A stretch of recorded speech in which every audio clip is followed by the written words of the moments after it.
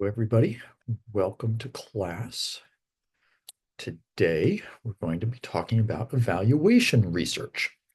Now, before you go thinking, I'm never going to do a program evaluation, ha ha ha, just you wait. Virtually anytime somebody is funding your program, they're going to want proof that your program is doing what you've said that you do and that you will do, and you're having the impact that you are saying that you will have, and you've got proof of that impact. So that is evaluation research. And so it may boil down to having to turn in quarterly reports to your funding agency. So that is part of this evaluation research. You may go into it very proactively, or it may be a program that's, already in existence, and then you need to kind of say, "Hey, how well are we doing? Are we poised for growth?" And so there's different ways of approaching it, but this chapter will talk about that. Let's dive in. As far as an overview, we'll talk about some of the basics. If you have not been introduced to the wonders of the logic model, today will be that day. And because it actually will be something that you will focus on and go into deeper depth with later on in your social work education. We'll talk about some of the questions. Actually, we're not going to be talking about research in the news. Sorry about that. But we will talk about design decisions, mixed methods, and some of the implications. All right. So some of the basics here. When we're thinking about evaluation, there are a couple of key components that are really important. And you can think of these as your variables. So you might have an independent variable, and then you'll have a dependent variable. So the independent variable is something that you have already existing. Maybe that's your input. And so then you do something, and then you have your outcome, basically, or the output. And so that would be then the dependent variable.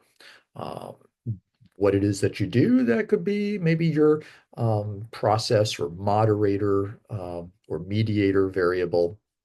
So there's a bunch of different things of how we think about them, but the language that we use specifically when we're talking about evaluation research has to do with these inputs, program processes, outputs, outcomes, and then your stakeholders. Okay, and so I'll differentiate between outputs and outcomes in a minute here. But the inputs, basically what you got already. What do you have? Tangible resources, raw materials, papers, copier machines, the staff, the background and training maybe that you already have. Then you've got the program process. These are the activities, the verbs that have to do with the service. So it's the stuff that's done. Then you've got the outputs. Now, this isn't the impact that you're making. It's simply, say, the number of people who went through your training. That was your output. We had 15 people. We put all of them through the training. Two dropped off. Our output was then we had 13 people because two dropped out. 15 minus 2 equals 13. Okay, so our output was 13 people who went through the program. We're not saying anything about how well it did. That's the outcome. Okay. Then we've got our stakeholders. And so these are, everybody who's got a vested interest in this. So this could be the participants or the clients. This could be the program manager, the organization, the funder, the local city government that wants to see this succeed, wide range of different entities, anybody who's got their finger in the pot. That's your stakeholder.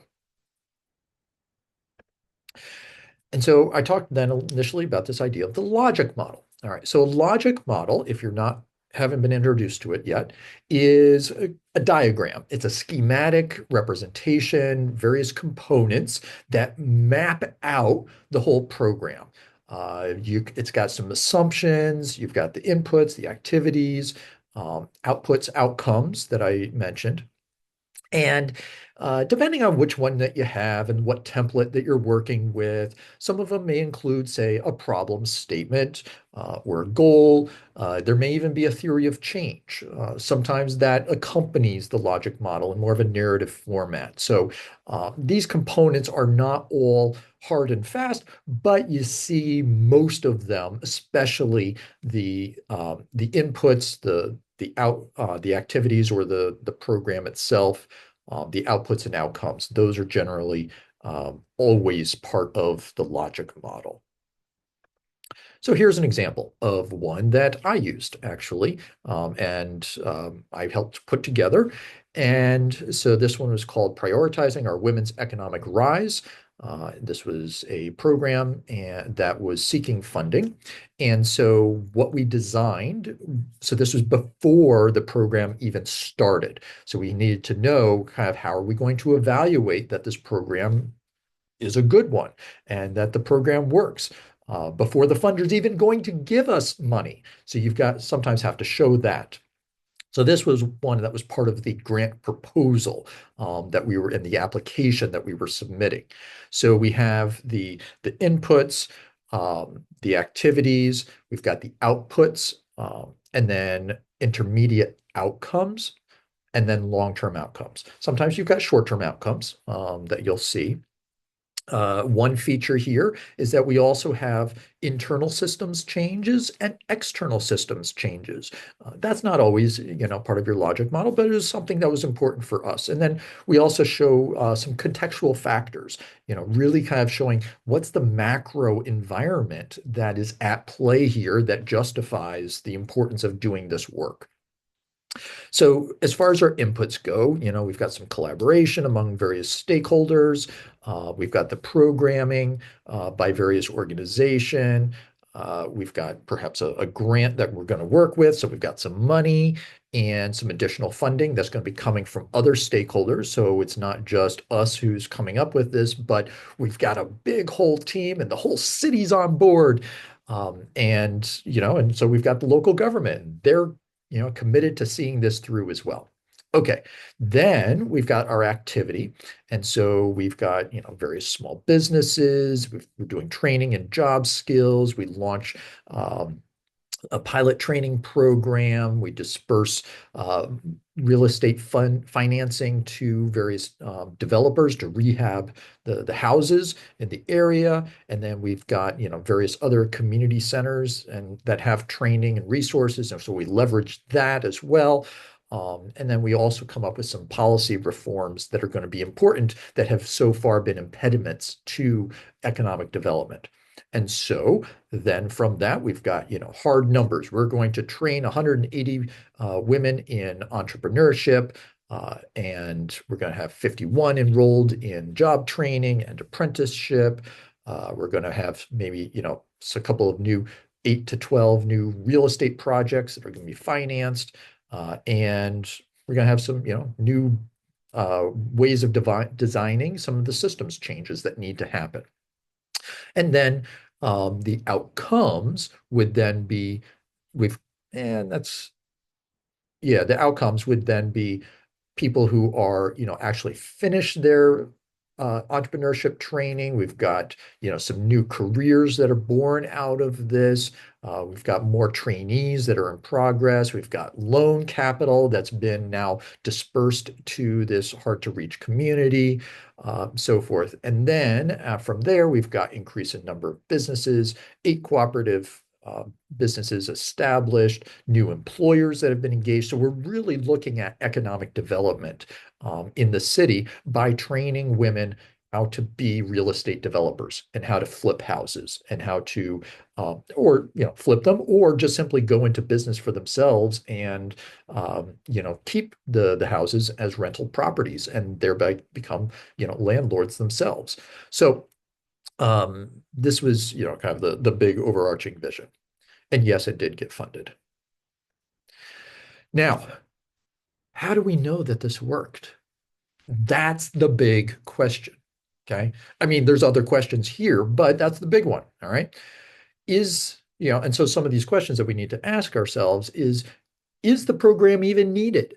All right, so this, we have to justify um, why this is needed, and so as part of your research projects, that's part of what that literature review is to determine what program is needed. Why is this research project needed? You got to justify. You can't just go do something because it's possible somebody else has already done it. New ideas may not be as common as you think.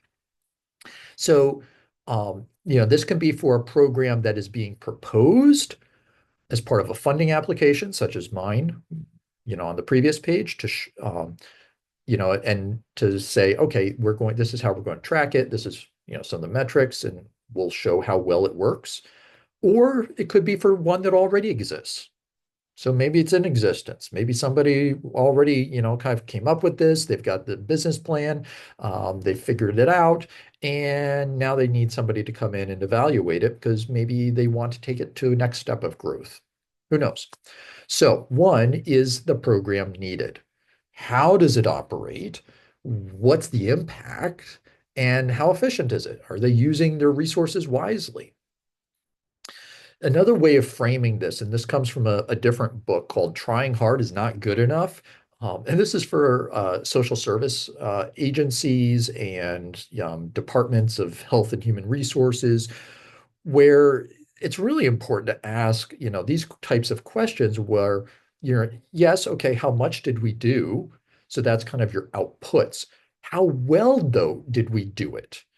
So we're really kind of getting into the qualitativeness, and that can be measured with quantitative, but the quality of our work, how well did we do it? And then ultimately, is anybody better off?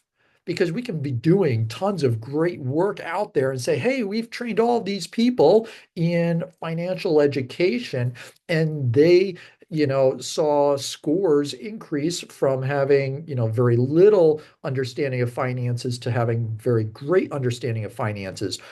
But is anyone better off? That's the question, because it could be that you completely missed what actually needs to be done, which in the case of financial education is behavior change. A person can know a lot about their personal finances, but do they change their behaviors? That is the ultimate question that a lot of times these organizations are not answering. And what's showing is that there's no improvement.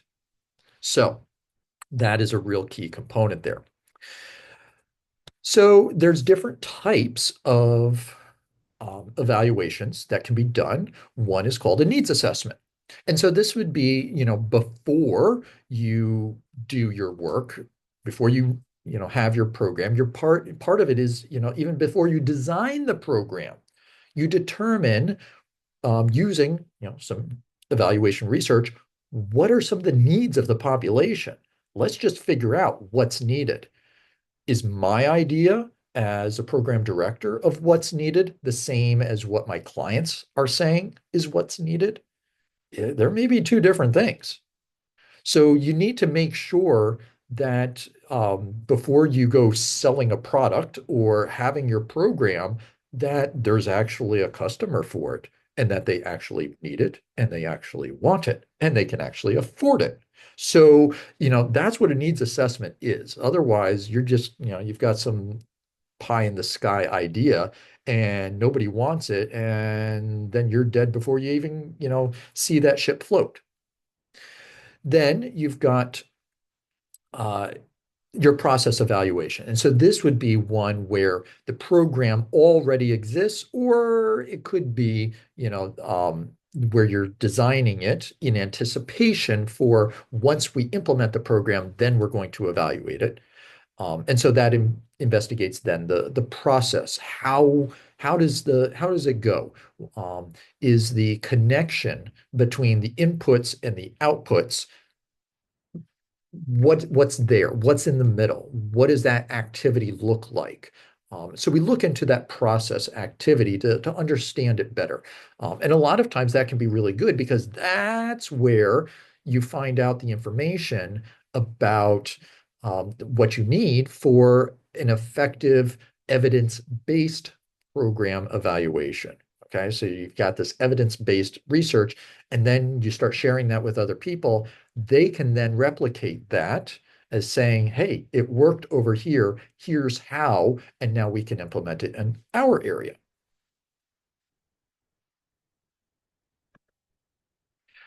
Another type is the outcome evaluation. So this is where you've got, some evaluation, so you're measuring your client or participant outcomes. And a lot of times, this can be one with quarterly reports. And so when I did my eviction prevention case management program, I would always need to relay these reports on a quarterly basis to our funder, who was the United Way. And one of the things that they would like to see, is there a cost benefit analysis? So this is here, an evaluation where you look at the program costs, my salary and how much we're giving to each client to pay off their eviction and, help them develop new skills. So what's the economic value that the program benefits? Um, and then there's the cost effectiveness. So, how well am I doing it? Um, are the outcomes, you know, in line with the amount of input? Can I get more output, an outcome with less input? And that's always the tough or the one thing that funders want to see. And this can be a really slippery slope. Because you show that, hey, we did great with this money, and they'll be like, great, now do more, have greater outcomes, but we're going to cut some of your funding. And so, that is just a perpetual cycle that funders a lot of times will put your organization through. And it's incredibly frustrating because it reaches a point where you can't do something with nothing. And yet that's what they want you to do, to be self-sustaining and so forth. So that gets into some of the deeper ethical pieces here, but this is some of the mechanics that lead you down that path. Now, there when we're talking about some of these design decisions overall, um, one is this idea of a black box. And so this is where you've got really a focus on, was the outcome effect achieved after people went through the program? Yeah, very simple. This is all that matters. Was the outcome what we wanted? If yes, great. We'll move forward. Theory-driven evaluation, however, shows more of the how and the understanding and the replicating, so getting into the details of, well, how did it work? What are some of the nuances? For whom did it work? And so this is where, having your logic model becomes a very simple depiction of that process. And so it's guided by a theory of change that, specifies the process by which the program has an effect. So there's different ways of going about it, and a lot of that can depend on how much time and expertise do you have, and do you have the money to fund this type of research, or you're doing it simply in-house, these types of things. Um, Now, there are also other decisions that need to be made. One is our approach. So the social science approach is where you've got this, orientation that expects the researcher to emphasize the importance of their expertise and to maintain autonomy from the stakeholders. Now, the theory here is that with this social science approach, you've got this researcher who, maybe is affiliated with the university. They've been trained on how to do good science, and so they bring more of an unbiased perspective. They've been trained to look at what is rather than what they want to find. And so what you want to find, that can be pressure from vested interests. So whether it's a political or cultural or the funder or the organization, because nobody wants to find out that their program was a failure and a waste of taxpayer dollars. And yet, that is one of the things that can come up in a social science approach. So, is it better to kind of hide the fact that your program wasn't so successful, or is it important just to rip the Band-Aid off and have a more unbiased approach? Okay, so that's one way of going about it. Now, another way of going about it is the stakeholder approach. This requires more of a um, participatory approach. So the researcher is more of a facilitator, in as much as you're really listening to who are the people, who are involved with this. What is their definition of success? And it may not be your definition of success, but they may have a qualitatively different one. And so you're really looking to the standards of and goals of the community members and the stakeholders themselves who have vested interest in this, and so are they willing to see this as more of an opportunity for improvement? So they want to know, well, how is this working? How do we improve? This is the type of information that can come out. So it can be a much more of a social justice type of approach. Um, so there's two different ways, and both can be helpful and both can have their detractors.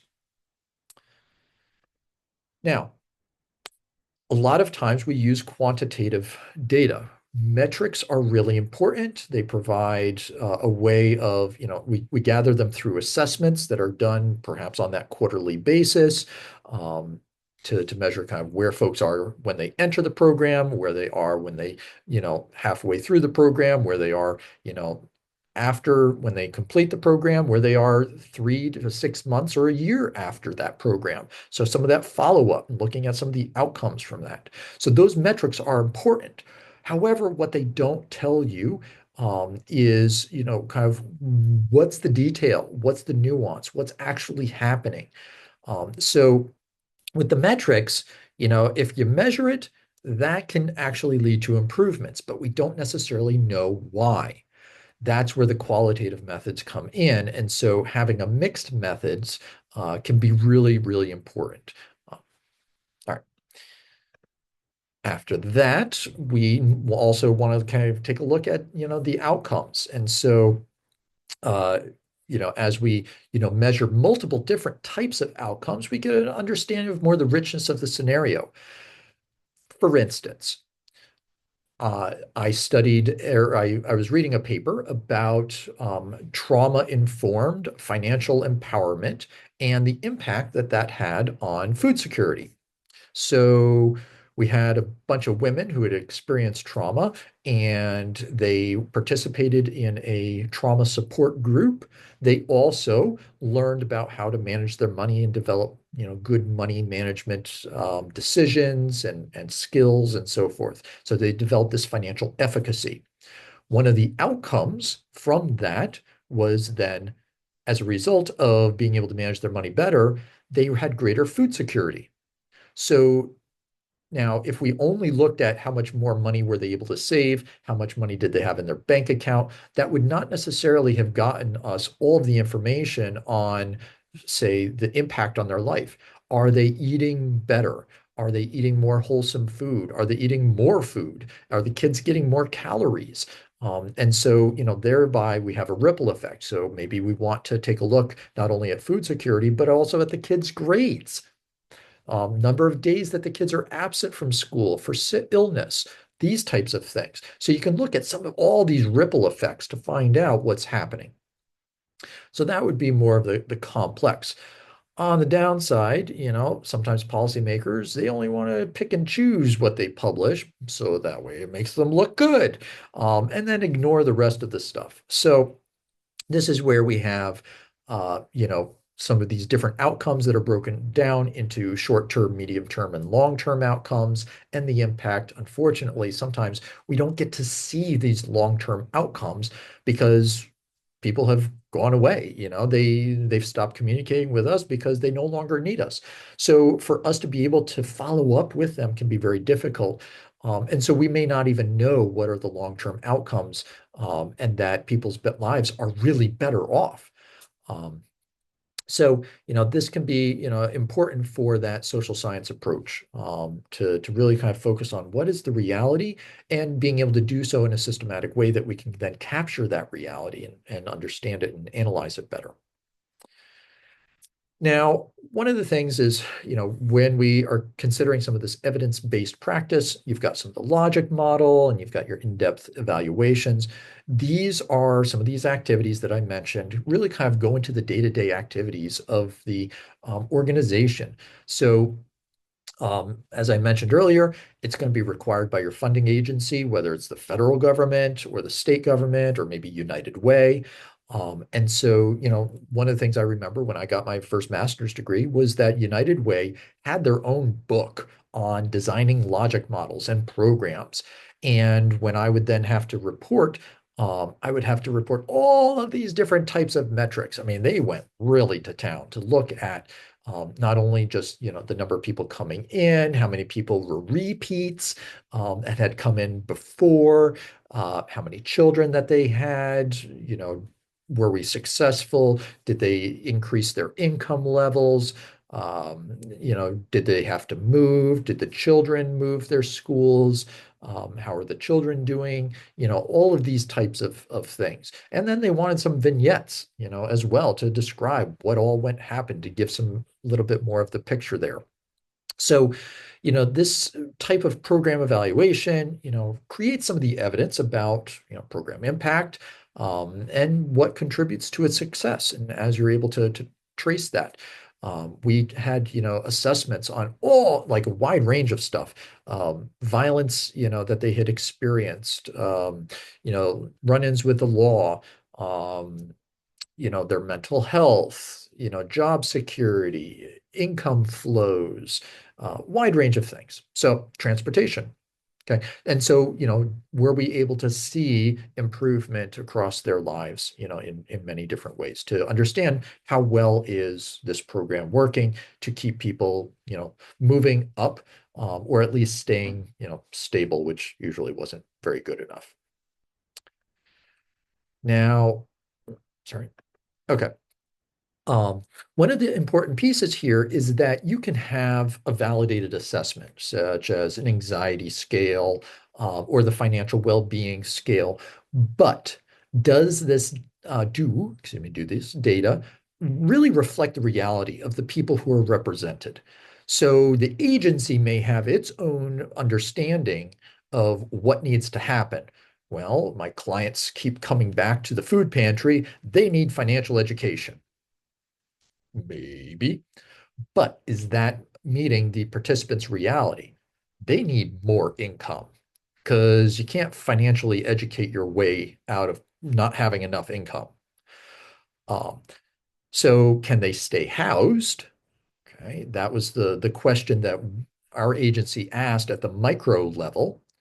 But this doesn't say anything about the lack of affordable housing, which was a macro issue. There simply wasn't enough affordable housing. And so we would see the same people kind of cycling into our program because anytime that they could get, they could get a house, they couldn't afford it longer than, perhaps a couple of months because it was eating up, 80% of their income. So this is a really important question to ask about who's being served. Who is, are you just kind of like catering to the funder to help them feel better about the work that they're doing, make them feel good, or are you actually making a difference in people's lives? So this is, some important stuff in the about ethics of what it is we do and how we do it. So it's important to be systematic because otherwise, how do that you've got good improvement? It's important that you be competent. Hence, you're taking this course, but that you have good data and statisticians perhaps on staff. And if you don't have that, then kind of recruit out to those who do have that expertise, oftentimes at the university. You got to have integrity when you're reading this and have honesty of really kind of having the humility to look and see what's happening. Are we actually helping? Are we improving, or are we just trying to show that we are um, doing good out in the world? You got to have respect, for these folks that you're working with. Ultimately, you're messing around with people's lives here, as you're, kind of trying out these new programs. And so, recognize then that you've got this, responsibility for the general and public welfare ultimately. And so, it's important that you do good work. It's important that you don't waste money because Lord knows it's hard to come by, some of this funding. So you got to make the most of it. All righty. So with that, thank you for watching, and I will see you in the next video.